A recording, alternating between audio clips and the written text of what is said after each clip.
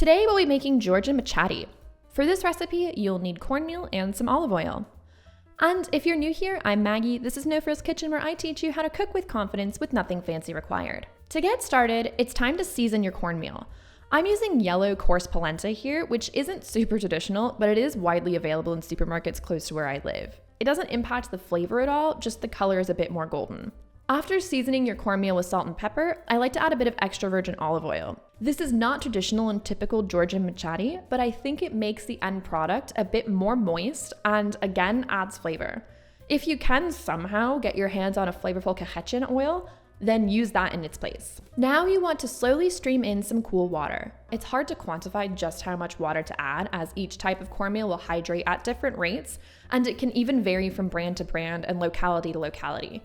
So it's important to go by some visual indicators. So slowly stream in some water and mix it together with a fork. As soon as the cornmeal has a texture of wet sand that compacts well when pressed together in your hands and doesn't easily break apart, then stop with the water. If you end up adding too much water, you can just compensate by adding a bit more cornmeal. This recipe is super forgiving and it's not something to stress about. Once your cornmeal mixture is at the right consistency, compact it into ovular patties.